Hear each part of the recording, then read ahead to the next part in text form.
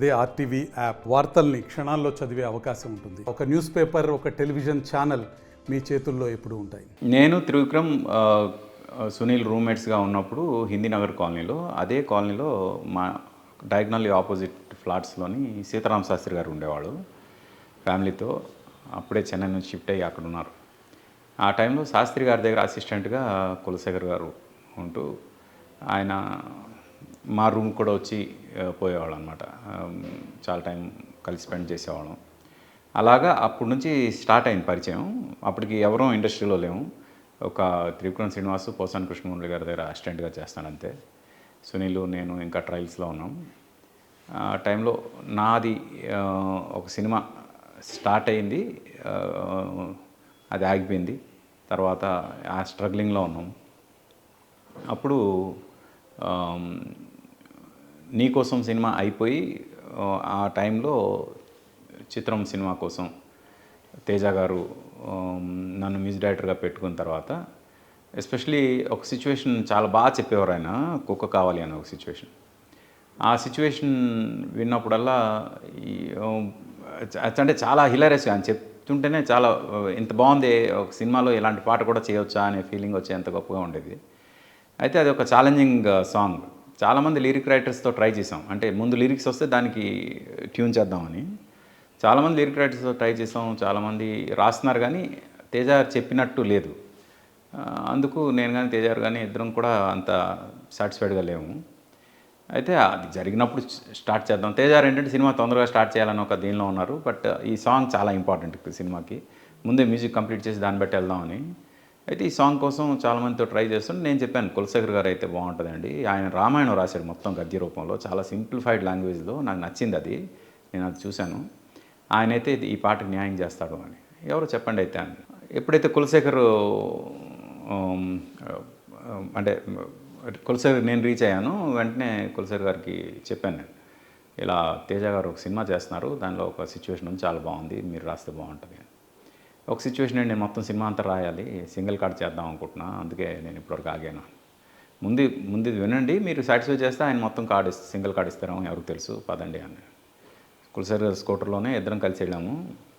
తేజ ఇంట్లో ఉన్నారు. ఇంట్లో ఉంటే కూర్చొని మొత్తం తేజ గారు అసలు ఎవరు ఇతను ఏంటి అని మొత్తం ఆరా తీసి, అతని టాలెంట్ ఏంటి అని, అతను అప్పటి వరకు రాసిన ఏమైనా చిన్న చిన్న అలతి పదాలతో ఉన్న పాటలన్నీ విని ఆయనలో ఒక స్పార్క్ని తేజ గారు వెంటనే ఐడెంటిఫై చేశారు. అంటే అప్పటివరకు కలిసిన కవులు తెలుసు, ఇప్పుడు ఇతను కలిసిన తర్వాత ఆ డిఫరెన్స్ ఆయనకి అర్థమైంది. అర్థం అవడంతో అప్పుడు కుక్క కావాలి పాట సిచ్యువేషన్ చెప్తే సరే నేను తీసుకొస్తానని అతను తీసుకోవడం. ఆ తర్వాత మేము బయటకు వచ్చిన తర్వాత తేజ గారు నాకు ఫోన్ చేసి చెప్పారు, ఎన్ని రోజులు మీరు సీరియస్గా లేరు ఈ సినిమా విషయంలో అని నేను అనుకున్నాను, బట్ నాకు అర్థమైంది కులశేఖర్ గారిని పరిచయం చేసిన తర్వాత మీరు ఎంత సీరియస్గా ఉన్నారు అని. అంటే ఈ సినిమాకి ఏం కావాలి అంటే మీకు అర్థమైంది అంటే మీరు సీరియస్గా ఉన్నారు అని. అలాగా కులశేఖర్ ఆ పాట కుక్క కావాలి పాట రాసిన తర్వాత ఇంకా వరుసగా ఊహల పల్లకిలో, ఢిల్లీ నుంచి గల్లీ దాకా ఇలా వరుసగా రాసుకుంటూ మొత్తం సింగిల్ కార్డ్ రాయడం జరిగింది. అలాగా మా ప్రయాణం. అంటే తేజ గారు కులశేఖర్ గారికి ఇండస్ట్రీకి పరిచయం చేస్తే, కులశేఖర్ గారికి తేజ గారితో పరిచయం చేసింది నేను. అలాగా అంటే అప్పటికే ఆయన శాస్త్రి గారి ద్వారా ఇండస్ట్రీలో చాలామందికి పరిచయం ఉన్నా, ఈ పరిచయం అనేది చాలా ఇంపార్టెంట్ పరిచయం ఆయనకి, ఆయన కెరియర్కి చాలా హెల్ప్ అయిన పరిచయం. తేజ గారితో పాటు అన్ని సినిమాలు రాసిన మళ్ళీ తర్వాత నేను లేకుండా కూడా తేజ గారి కోసం ఆయన రాయడం జరిగింది. తర్వాత అదే జై లాంటి సినిమాల్లో. తర్వాత తేజ గారు నా కాంబినేషనే కాకుండా నాది వేరే డైరెక్టర్స్ కాంబినేషన్లో కూడా చాలా పాటలు రాయడం జరిగింది. ఇలాగా వాటితో పాటు ఘర్షణ లాంటి సినిమాలకి మాటలు పాటలు రెండూ రాయడం జరిగింది. అలా అతను టాలెంట్ గురించి చెప్పాలంటే ఆత్రేయ గారి తర్వాత మళ్ళీ అంత సింప్లిఫైడ్ తెలుగులో పాటలు చేసింది కులశేఖర్ గారు అని నేను ఖచ్చితంగా చెప్పగలను. మా పాటలు అంతగా జనంలోకి రీచ్ అవ్వడానికి కారణం నా ట్యూన్స్ ఎంత సింపుల్గా ఉంటాయి, ఆయన పదాలు కూడా అంతే సింపుల్గా ఉంటాయి. ఆ సింప్లిసిటీయే ఎక్కువ మందికి రీచ్ అవ్వడానికి రీజన్ అయిందని నా ఫీలింగ్. అందుకే మా పేరుకి కూడా అంత పేరు వచ్చింది. రైట్. మీ ఇద్దరు కాంబినేషన్లో వచ్చిన పాటల్లో మీకు బాగా ఇష్టమైన టాప్ 3 సాంగ్స్ ఏదో చెప్పగలరు? అది చెప్పడం కష్టమేమో. కానీ సినిమాల్లో పెట్టడానికి ధైర్యం చేయని పాట యూజువల్గా ఒక లలిత గీతంలాగా ఉండే పాటని సినిమాలో పెట్టొచ్చా అని ఆలోచించే టైంలో అందమైన మనసులో ఇంత అలజడి ఎందుకు అని పాట ట్యూన్ చేస్తే దానికి కులశేఖర్ గారు రాశారు. మామూలుగా అలాంటి ట్యూన్ వినగానే ఇది సినిమా పాట కాదు అనే ఫీలింగ్ ఉంటుంది. కానీ అది సినిమా పాటల్లో one of the best songs లాగా నిలబడింది. అందమైన మనసులో ఇంత అలజడెందుకో ఎందుకో ఎందుకో ఎందుకో తేలికైన మాటలే పెదవి దాటవెందుకో ఎందుకో ఎందుకో ఎందుకో ఎందుకో అసలెందుకో అడుగెందుకో మొదటిసారి ప్రేమ కలిగినందుక. ఇది అంటే ఎంత సింప్లిఫైడ్ తెలుగులోని ఎంత బాగా రాశారనడానికి ఇది ఒక మంచి ఎగ్జాంపుల్ ఈ పాట. అంటే తేజ గారి సినిమాలో అడ్వాంటేజ్ ఏంటంటే పాట కోసం పాట రాదు, సినిమాలో సీన్స్తో పాటు పాట వస్తుంది. అందుకు ఆ పాటలోనే ఒక 30 సీన్లు చెప్పేస్తారు ఆయన. ఈ పాటలు కూడా అలాగే. అసలు ఇలాంటి సిచ్యువేషన్ని పాటలో తీసుకురావచ్చా అనిపించింది నాకు. నేను ట్యూన్ చేస్తున్నప్పుడే అక్షరాలు రెండే లక్షణాలు ఎన్నో అనే దీంతో ట్యూన్ స్టార్ట్ చేశాను. కానీ ఆ తర్వాత లైన్ చెప్పడం చాలా కష్టం. అక్కడి వరకు చెప్పడం ఈజీ. దానికి ఎంత ఈజీగా ఆయన ఇచ్చేశారంటే అక్షరాలు రెండే లక్షణాలు ఎన్నో ఏమని చెప్పాలి నీతో, ఒక్క మాట అయినా తక్కువేమి కాదే, ప్రేమకు సాటేది లేదే, రైలు బండి కూతే సన్నాయి పాట కాగా రెండు మనసులొకటయ్యేనా. ఇప్పుడు రైలు బండి కూతే సన్నాయి పాట కాగా అనేది అసలు ఒక పాటలో వస్తుందా అనుకుంటే, ఆ సిచ్యువేషన్కి వాళ్ళిద్దరు కాలేజ్కి వెళ్ళి ట్రైన్లో వెళ్తూ చేస్తున్నారు కాబట్టి అది అలా చేస్తే బాగుంటుంది అని లిరిక్లో రావడం అనేది అది అంటే సిచ్యువేషన్తో పాటు పాట రాయడం అనే ఒక ఇది ఏదైతే ఉందో, ప్రాక్టీస్ ఏదైతే ఉందో అది ఫస్ట్ చిత్రం సినిమా నుంచి ఉన్నాయి. బట్ చెప్తున్నా ఇలాగా తర్వాత ఫస్ట్ సినిమాలో చిత్రంలో హీరో బ్రతుకు తెరుగు కోసం క్లబ్లో గిటార్ ప్లే చేస్తుంటాడు, క్లబ్ డాన్సర్ పాట అని తేజ గారి సిచ్యువేషన్ చెప్పారు. చెప్తే మంచి మెలోడీ ట్యూన్ ఇచ్చా. అందరికీ ఒకసారి షాక్ అనిపించింది, అదేంటి క్లబ్ డాన్సరు మెలోడీ సాంగ్ ఏంటి అని. క్లబ్ డాన్సర్ మెలోడీ సాంగ్ పాడకూడదనే రూల్ ఏమైనా ఉందా సార్? రూల్ ఉంది అంటే బ్రేక్ చేద్దాం అన్నారు తేజ గారు వెంటనే.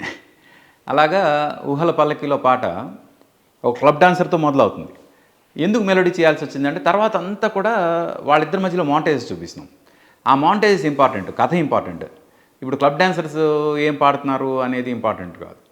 అందుకు ముందు ఒక విచిత్రమైన ఒక అరుపు ఒకటి నేనే అరిచా ఆ పాటలో. ఆ అరుపు తర్వాత ఆ క్లబ్ డాన్సర్ లాంటి ఒక అరుపు అరిచి ఆ అమ్మాయితోనే ఓ మెలోడీ సాంగ్ పాడించి దాని చరణాలేమో మళ్ళీ సినిమా మాంటేజెస్కి వెళ్ళేలాగా ఆ పాటని ఒక మంచి అంటే క్రియేటివ్ దీనిలో తీసుకెళ్ళాం. అది కూడా వి బ్రోక్ ది రూల్స్ అన్నమాట. ఊహల పల్లకీలో ఊరేగించనా, ఆశల వెల్లువై రాగం పలికించనా, కలహంసై కబురులందివ్వన, రాచిలకై కిలకిల నవ్వన, నా పెదవుల మధులే ఇవ్వన, సయ్యాటలోనా ఊహల పల్లకీలో ఊరేగించనా. ఇది డెఫినెట్గా ఇది చాలా పెద్ద ప్రయోగం. ఎందుకంటే అప్పటివరకు క్లబ్ సాంగ్స్ అంటే జనం ఏదో డిస్కో ఇది అది అలా ఉన్నప్పుడు అలా చేసాం. ఇలా రూల్స్ని బ్రేక్స్ చేయడంలో మా తర్వాత ఎవరైనా, ఈవెన్ మామో పారిపోతున్నది కూడా it's a rule breaking path breaking song. ఎందుకంటే అప్పటివరకు కాలేజ్ సాంగ్స్ అనగానే అందరూ ఏంటంటే గ్లౌస్ వేసుకుని జర్కిన్లు వేసుకుని బైక్లోని వెళ్తుంటారు, ఫుల్ వెస్టర్న్ సాంగ్స్ పాడుతుంటారు అని. నేను ఎంఎస్సి వరకు చదివాను 17 సంవత్సరాలు ఎక్కడ కూడా అలాంటి సిచ్యువేషన్ నేను ఫేస్ చేయలే. నేను అదే తేజ గారు చెప్పాను, సార్ మామూలుగా సినిమాలో చూపించేలాగా ఉండదు, పాటలు ఇప్పుడు కూడా దరువేసామా పాడామా అన్నట్టు ఉంటాయి కాలేజెస్లో, అలాగుంటేనే బాగుంటుంది అంటే తేజ గారు అలాగే చేద్దాం అందరూ ఐడెంటిఫై చేసుకుంటారు అన్నప్పుడు మామ పాట చేయడం జరిగింది. అలాగే ఒక పాట అనుకున్నంత పాపులర్ కాలేదు కానీ నాకు తెలిసి కులశేఖర్ గారు రాసిన పాటల్లో ది బెస్ట్ సాంగ్ అది.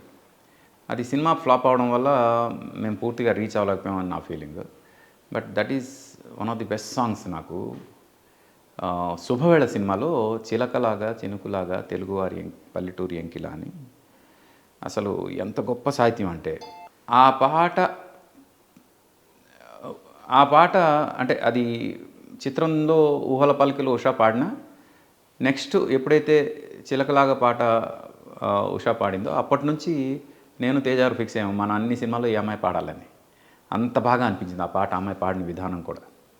అది చిలకలాగా చినుకులాగా తెలుగువారి పల్లెటూరి ఎంకిలా కొలనులోని కలువలాగా వాలిపోని మొక్కజొన్న కంకిలా తామరాకు మీద నీటి బొట్టులా వరిగింజ దొంగిలించు పాల పిట్టలా కొప్పులోన ముడుచుకున్న పువ్వులా ఉయ్యాలలూగు చంటి పాప నవ్వులా సాగిపోనీ హాయి రాగం వయసు హోరు మంచి జోరు మీద ఉన్న వేళలోన చిలకలాగా చినుకులాగా తెలుగువారి పల్లెటూరి ఎంకిలా.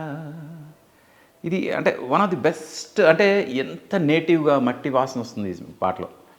అందుకు నాకు బాగా ఇష్టమైన లిరిక్ ఇది. అలాగే ముఖ్యంగా మా కాంబినేషన్లో వచ్చిన చాలా పెద్ద హిట్ ఏదైనా ఉంది అంటే శ్రీను వాసంతి లక్ష్మి. శ్రీను వాసంతి లక్ష్మికి తను సింగిల్ కార్డు. ఫ్రాంక్గా Srinu Vasanthi Lakshmi is the only movie తను రాసిన ఒక్క అక్షరం కూడా మార్చలేదు. యూజువల్గా ఏ లిరిక్ రైటర్ అయినా వాళ్ళ పాట రాసి తీసుకొచ్చిన తర్వాత ఏదో ఒక చిన్న కరెక్షన్స్ చెప్తాం మామూలుగా. అది బై డిఫాల్ట్. అంటే ఇక్కడ ఇంతకన్నా మంచి పదం రావచ్చా, ఇక్కడ ఈ ఎక్స్ప్రెషన్ కన్నా ఇంకొక ఎక్స్ప్రెషన్ రావచ్చా, ఇలా చాలా ఉంటాయి. కానీ శ్రీను వాసంతి లక్ష్మికి మాత్రం నాకు గుర్తుండి ఒక్క అక్షరం కూడా కరెక్షన్ చేయలే ఆయన రాసిన దానికి. ఎంత అంటే ఆ సినిమా కోసం ఆయన ఎంత డెడికేట్ అయ్యాడు అనడానికి అది పర్ఫెక్ట్ ఎగ్జాంపుల్ అన్నమాట. ఏ పాటైనా గోదావరి నవ్వింది తుమ్మెద అనండి, కోదండరాముడిని చూడు అనండి, అలాగే కుక్కు కుక్కు కుక్కు కానీ, వాన వాన కానీ, తర్వాత పాడనాశీలను కరిగించే గీతం కానీ, ఇవన్నీ కూడా దేనికదే ఒక్క అక్షరం కూడా ఇది మార్చకుండా అంటే ఇది కరెక్షన్ కావాలి అని అడగకుండా రాసిన ఎంటైర్ ఫిల్మ్ మాత్రం శ్రీను వాసంతి లక్ష్మి.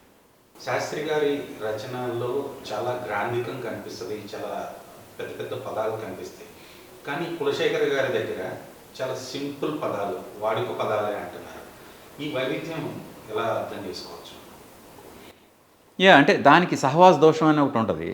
తేజ గారు ఏంటంటే ఆయన ఎప్పుడూ ఒక మాట అంటారు, నేను ఎక్కువ చదువుకోలే, నాకేం ఎక్కువ తెలియదు, నాకు అర్థం కావాలి, ఒక రిక్షావాడికి అర్థం కావాలి, అర్థమైతే అందరికీ అర్థం అవుద్ది, మీరు మీ తెలివితేటలన్నీ ఇంట్లో పెట్టేయండి, నాకు ఒక రిక్షావాడికి అర్థమయ్యేలాగా కావాలి పాటలని ఆయన ఒక యాడ్ స్టిక్ గీసేస్తారు.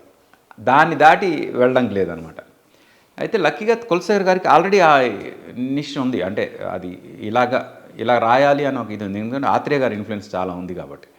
అందుకు అది శాస్త్రి గారి దగ్గర కొన్ని టెక్నిక్స్ నేర్చుకున్న సాహిత్యానికి సంబంధించిన ఆ అలతి పదాలు అనే ఇది మాత్రం డెఫినెట్గా ఆత్రేయ గారి దగ్గర నుంచి వచ్చింది. అలాగే తేజ గారి ఇన్ఫ్లుయెన్స్ చాలా ఉంది.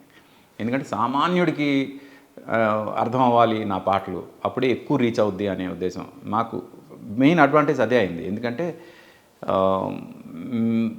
పెద్ద హీరోలతో సంబంధం లేకుండా పాటలు హిట్ చేసిన కాంబినేషన్ మాది. అంటే పెద్ద హీరోలతో సంబంధం లేకుండా పాటలు హిట్ అయ్యాయి అంటే దానికి అర్థం ఏంటంటే అందరికీ రీచ్ అవ్వడానికి కావాల్సిన ప్రయత్నం మేము చేసామని, అంతేగాని ఇంకో రకంగా కాదు. ఇది కులశేఖర్ గారి సాహిత్యంలో అది బాగా కనిపించింది మనందరికీ. అది రచయితగా ఆయన ప్రస్థానం ఎలా కొనసాగింది? ఆయన ఒక హెవీ ఫీవర్ వచ్చి కోమాలోకి వెళ్ళక ముందు వరకు కూడా he was very good, he was very well established. And మధ్యలో ఒక సినిమా డైరెక్షన్ కూడా చేశారు, అది కొంచెం రిలీజ్ లేట్ అయింది, బట్ రిలీజ్ అయింది.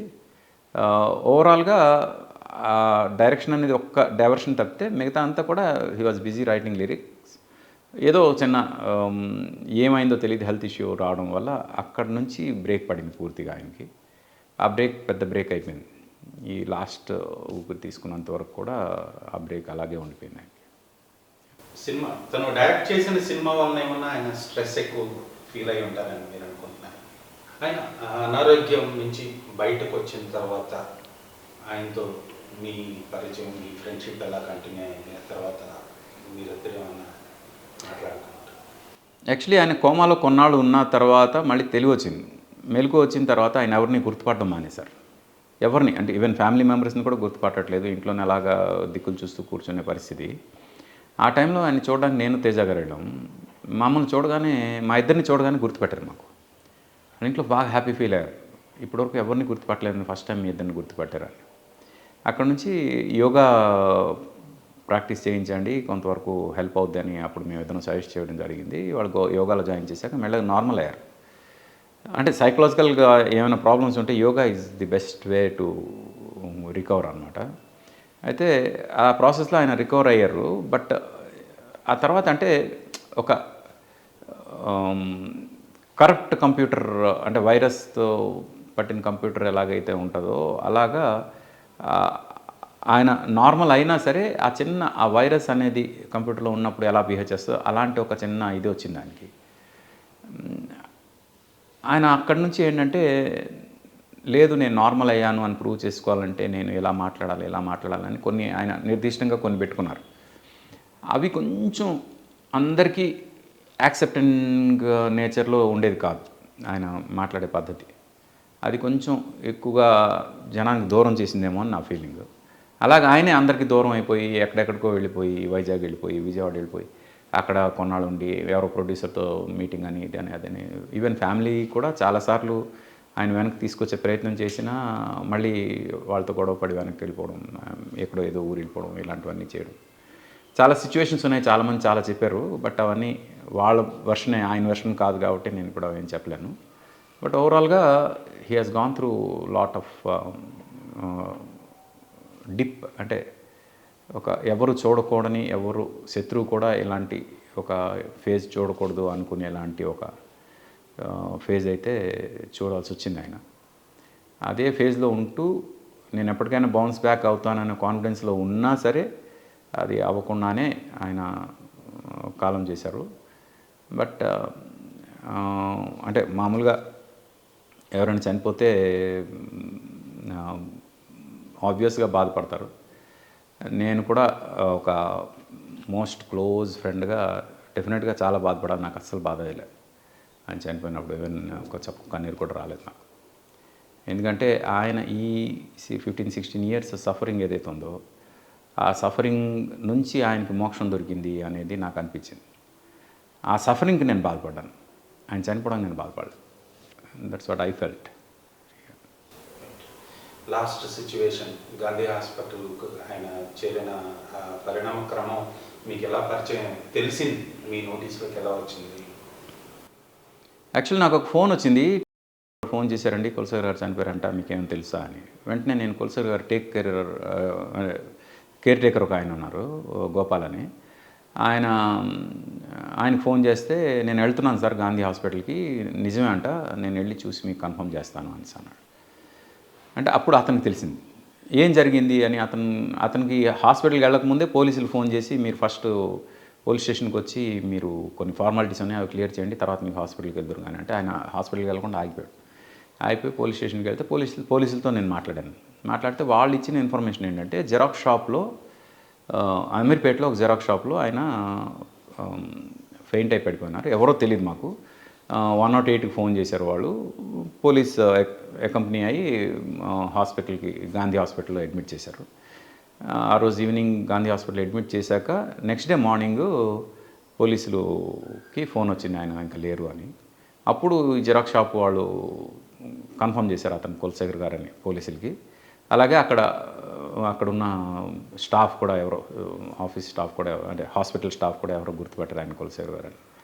అలాగా అప్పుడు కానీ పోలీసులు కూడా ఆయన కులశేఖర్ గారని తెలియదు. తెలిసిన తర్వాత ఇంకా నెక్స్ట్ ఫార్మాలిటీస్ ఏంటంటే ఆయన ఒక సస్పిషియస్ సిచ్యువేషన్లో దొరికారు ఒక దగ్గర, అక్కడ నుంచి హాస్పిటల్లో జాయిన్ చేశారు. ఇదంతా కాబట్టి కంపల్సరీ పోస్ట్మార్టం చేయాల్సి వచ్చింది. అందుకు పోస్ట్మార్టం అంతా అయ్యి అదంతా ఆ ప్రాసెస్ అంతా అయిన తర్వాత మిగతా క్రిమేషన్ ప్రాసెస్ అంతా జరిగింది. చివరి రోజుల్లో కుటుంబ సభ్యులతో కలిసే ఉన్నారా? ఎలా ఉన్నారు?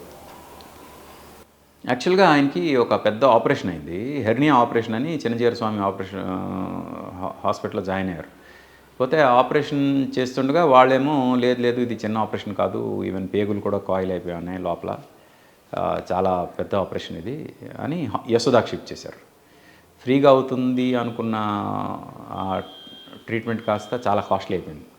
యశోదాలో లిటరల్గా ఆయన పేగులు బయటికి తీసి అన్నీ ఓపెన్ చేసి అవన్నీ బయట పెట్టి ఒక 4-5 రోజులు పెట్టి మళ్ళీ లోపల పెట్టి కుట్టి ఇంత చాలా పెద్ద ప్రాసెస్ జరిగింది. అంత ప్రాసెస్లో కూడా ఆయన ఇప్పుడు పెయిన్ ఫీల్ అవ్వలేదు. అది ఎందుకు ఏంటి అనేది నేను దాని మీద ఒక అనాలిసిస్ చేస్తున్నాను, దాని గురించి నేను తొందరలో చెప్తా. బట్ ఆ హాస్పిటల్లో కొన్నాళ్ళు ఉండి అంటే అంత పెద్ద ఆపరేషన్ చాలా రోజులు ఉండాల్సి వచ్చింది. దానికంతా చాలా ఖర్చు అయింది, పాపం గోపాల్ గారు భరించాల్సి వచ్చింది అదంతా. అయితే ఇదేదైతే ఉందో ఆ పెయిన్ ఏదైతే ఉందో ఆ పెయిన్ నుంచి హాస్పిటల్ నుంచి వచ్చిన తర్వాత ఆయనకి షుగర్ లెవెల్స్ కంట్రోల్ చేసుకోవాలి అని ఎంత చెప్పినా చేసుకోకుండా, ఈవెన్ ఆ కుట్లు పచ్చిగా ఉన్న వాటి గురించి పట్టించుకోకుండా ఆయన ఫుడ్ విషయంలో కానీ ఈవెన్ తిరగడం విషయంలో కానీ అన్నీ ఎక్కడికి వెళ్ళినా నడుచుకొని వెళ్ళిపోవడం ఇలాంటివన్నీ చేస్తూ పట్టించుకోలేని పరిస్థితిలో ఉన్నప్పుడు ఇంకా అంతే. ఇంకా అప్పటికే మాకు అర్థమైంది గోపాల్ గారికి కానీ నాకు కానీ ఇంకా ఎక్కువ కాలం ఉండరని. మేము మెంటల్గా ప్రిపేర్డ్గా ఉన్నాం, ఇంకా ఇంకో 1 year మ్యాక్సిమం, అంతకన్నా ఎక్కువ బతకరని. అది ఆ ప్రిపరేషన్లోని అదొక that could be one of the reasons. నాకు అంటే ఎక్కువ షాకింగ్ ఏమనిపించలేదు. బట్ ఓవరాల్గా మాత్రం ఈ సఫరింగ్స్ అన్నీ జరిగాయి. ఫిజికల్ సఫరింగ్ జరిగింది, సోషల్ సఫరింగ్ జరిగింది, సొసైటీ తన్ని బాగా కిందకి చూసే సఫరింగ్ జరిగింది. ఇవన్నీ జరిగాయి. దీన్నన్నిటికీ కనుక ఏదో ఒక రీజన్ ఉంది. అదేంటని నేను అనలైజ్ చేసిన తొందరలో చెప్తా. జిరాక్స్ షాప్లో ఫైండ్ అయి పడిపోయారు అంటున్నారు. అంటే ఆయన ఇంకా రచనలు సాహిత్యం పట్ల మక్కువతో ఉండి అది కంటిన్యూ చేస్తున్నాడు అనుకోవచ్చా? యాక్చువల్గా ఆయన నన్ను తర్వాత అప్పుడప్పుడు అడపాదడపా కలిసే సందర్భాల్లో అయితే నేను పలానా సినిమా కోసం రాస్తున్నాను, పలానా పాట రాస్తున్నాను, పలానా వాళ్ళు అప్రోచ్ అవుతున్నారు, పలానా ఇది జరుగుతుంది. మెయిన్గా మొబైల్ ఫోన్స్లో రింగ్ టోన్స్ కొత్తగా ఏవో చేయాలని ఏవో రాస్తున్నానని వినిపించేవారు అని చూసేవాడిని నేను. అంతే. అంటే అంత ప్రాక్టికల్గా ఉన్నాయా లేదా అనే డౌట్స్ నాలో ఉన్నాయి. But he was very sure ఇవి బాగుంటాయి ఎలా అని. యా, వాటి గురించి అనలైజ్ చేసే కెపాసిటీ నాలో లేదు కాబట్టి నేను చెప్పే పరిస్థితి లేదు. యా, ఏదో ఒక రకంగా రాసే ప్రయత్నం అయితే చేస్తున్నాను. మధ్యలో ఎవరో ఒకళ్ళిద్దరు రాయించుకున్నారు కూడా పాటలు. మరి అవి యాక్సెప్ట్ చేశారా లేదా ఏంటో వాటి గురించి నాకు ఐడియా లేదు. ఫ్యామిలీ పరిస్థితి ఏంటి? కుటుంబ సభ్యులు ఎలా ఉన్నారు? యాక్చువల్గా ఆయన కోమాలోంచి బయటకు వచ్చిన తర్వాత మెల్లగా స్పృహలోకి వచ్చిన తర్వాత ఆయన ఇంకా ఇంట్లో చెప్పకుండా ఒకసారి వెళ్ళిపోయి ఎక్కడెక్కడికో వెళ్ళిపోయి ఏదేదో తిరిగి లాగయి రాజమండ్రిలో ఒక చిన్న ఇన్సిడెంట్ వల్ల జైలుకి వెళ్ళాల్సి వచ్చింది. అక్కడ విడిపించి మళ్ళీ ఫ్యామిలీ వాళ్ళు తీసుకొచ్చి ఇంట్లో పెడితే కొన్నాళ్ళు ఉండి మళ్ళీ వెళ్ళిపోయారు. మళ్ళీ ఇంకొక దగ్గర ఏదో ఇష్యూ జరిగితే మళ్ళీ అక్కడ నుంచి తీసుకొచ్చి మళ్ళీ పెట్టారు. మళ్ళీ వచ్చి మళ్ళీ గొడవపడి వెళ్ళిపోయారు. ఫ్యామిలీ ఏంటంటే అంటే ఒక పాయింట్ వరకు భరించగలరు, తర్వాత మళ్ళీ ఆయన ఎక్కడున్నా అలాగే హ్యాపీగా ఉండాలి అనే దీనిలో వదిలేశారు. వదిలేయడానికి 2 కారణాలు. ఒకటి ఏంటంటే ఆయన ఉండట్లేదు, గొడవపడి వెళ్ళిపోవడం. రెండో కారణం ఏంటంటే ఆయన ఎక్కడికి వెళ్ళినా ఏదో అప్పు చేయడం, డబ్బులు ఎవరికో బ్యాలెన్స్ ఉండడం, వీళ్ళు కనుక యాక్సెప్ట్ చేస్తే ఆ డబ్బులు వీళ్ళు తిరిగి ఇవ్వాల్సిన పరిస్థితి. యాక్చువల్లీ ఆయన బ్రెడ్ ఎర్నర్, ఆయనే సంపాదించలేని పరిస్థితులు ఉన్నప్పుడు వీళ్ళు సర్వైవలే కష్టంగా ఉన్నప్పుడు దీనిలోని కొంచెం ఇబ్బంది అవుతుంది. ఈ సందర్భంగా నేను విద్య, అతని వైఫ్ విద్యాని, అలాగే వాళ్ళ బ్రదర్ అంటే విద్య వాళ్ళ బ్రదర్ సీన్ని అప్రిషియేట్ చేయాలనుకుంటున్నాను. ఎందుకంటే పిల్లల విషయంలో వాళ్ళు చాలా శ్రద్ధ తీసుకుని ఇద్దరు ఉన్నత స్థాయికి రావాలనే ఉద్దేశంతో మంచి చదువులు చదివించారు. పాప ఇంజనీరింగ్ కంప్లీట్ చేసింది, బాబు ఇంజనీరింగ్ ఫైనల్ ఇయర్ చేస్తున్నాడు. అలాంటి ఒక గత 15 సంవత్సరాలుగా సర్వైవలే కష్టం అనుకునే ఒక ఫ్యామిలీ ఆ స్టేజ్లో పిల్లలు చదువుకునే స్థాయికి తీసుకొచ్చినందుకు డెఫినెట్గా విద్యకి హ్యాట్స్ ఆఫ్ చెప్పాలి. ఎందుకంటే తను పిల్లల కోసం పూర్తిగా లైఫ్ డెడికేట్ చేసుకుని తను ఇదంతా చేసినందుకు. అండ్ లాస్ట్ మూమెంట్లో ఆయన చనిపోయారని తెలిసాక మాత్రం విద్యాన్ని కంట్రోల్ చేయడం చాలా కష్టమైంది. ఎక్కడున్నా ఆయన బాగుంటే చాలు అనుకున్నాము, కానీ ఉండకుండా పోతారు అనుకోలేదు అని విద్య బాధపడుతుంటే బాధేసింది. మరిన్ని వీడియోస్ కోసం ఛానల్ ని సబ్స్క్రైబ్ చేయండి. లేటెస్ట్ అప్డేట్స్ కోసం వాట్సాప్ ఛానల్ ని ఫాలో అవ్వండి. అండ్ లింక్ డిస్క్రిప్షన్ లో ఉంది.